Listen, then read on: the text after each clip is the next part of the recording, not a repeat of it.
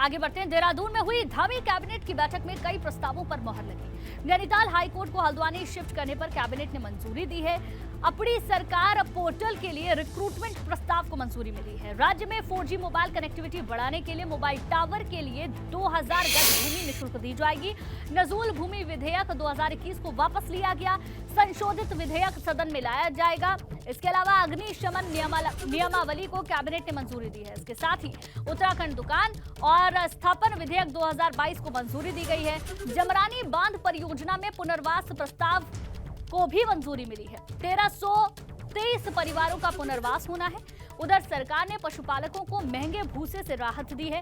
सरकार ने इस पर सब्सिडी की रकम भी बढ़ा दी है। कौशल विकास केंद्र संचालकों को भुगतान के नियम बदले गए हैं।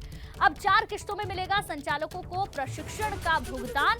तो ये धामी कैबिनेट के बड़े फैसले हैं जो इस वक्त आप अपनी टेलीविजन स्क्रीन पर भी देख सकते हैं और लगातार हम आपको बता रहे हैं। कौशल विकास केंद्र में भुगतान के लिए नियमों को बदल दिया गया है। इसके अलावा हाईकोर्ट हल्द्वानी शिफ्ट करने को भी मंजूरी दे दी गई है।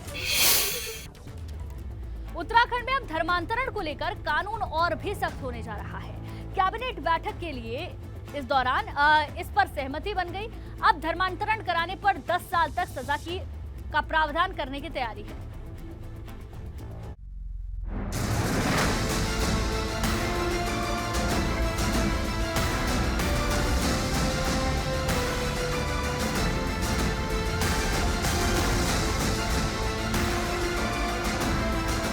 धर्मांतरण पर धामी कैबिनेट ने बड़ा फैसला लिया है। कैबिनेट की बैठक के दौरान धर्मांतरण कानून को और सख्त बनाने पर मुहर लगी है। कैबिनेट में प्रस्ताव आया है कि धर्मांतरण कानून में संशोधन किया जाएगा, जिसके बाद उत्तराखंड में जबरन धर्मांतरण बेहद ही संगीन अपराध हो जाएगा। नए कानून में 10 साल की सजा का प्रावधान होगा। अब आपको बताते हैं कि देश भर में धर्मांतरण को लेकर किस तरह के कानून हैं।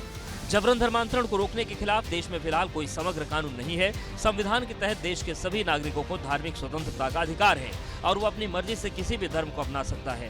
हालांकि किसी की इच्छा के खिलाफ या जबरन धर्मांतरण करवाना अपराध है। उत्तराखंड में साल 2018 में कानून लाया गया था। इसमें 1 से 5 साल तक की कैद का प्रावधान है। अगर मामला SC/ST से जुड़ा है तो 2 से 7 साल तक की कैद हो सकती है। मगर इस कानून को अब और सख्त बनाया जा रहा है ताकि कोई जबरन किसी का धर्म बदलने की कोशिश न करे। उत्तराखंड की धामी सरकार ने धर्मांतरण कानून में सख्त संशोधन करते हुए 10 साल की सजा का प्रावधान रखा है। हालांकि पड़ोसी राज्य उत्तर प्रदेश में 7 साल का प्रावधान है, लेकिन उत्तराखंड सरकार ने धर्मांतरण कानून में तब्दीली करते हुए सख्त संशोधन किया है। अब देखने वाली बात होगी कि उत्तराखंड में लव जिहाद के मामले हो, जबरन शादी कराने के मामले हो या फिर तमाम इन चीज़ों को इस कैटेगरी में रखा है। आने वाले विधानसभा शीतकालीन सत्र में इस विधेयक को विधानसभा के पटल पर रखा जाएगा। धर्मांतरण कानून को कठोर बनाने के लिए सीएम धामी ने पिछले दिनों पुलिस मुख्यालय में मीटिंग की थी। इसमें उत्तराखंड धार्मिक स्वतंत्रता अधिनियम 2018 को कठोर बनाने पर चर्चा हुई। इसके लिए पुलिस मुख्यालय से शासन को प्रस्ताव भेजने के लिए कहा गया था। अभी तक ये कानून काफी हल्का है। अगर इसमें बदलाव होते हैं तो आरोपियों में कानून का डर होगा। एबीपी गंगा के लिए देहरादून से विनोद कुमार की रिपोर्ट।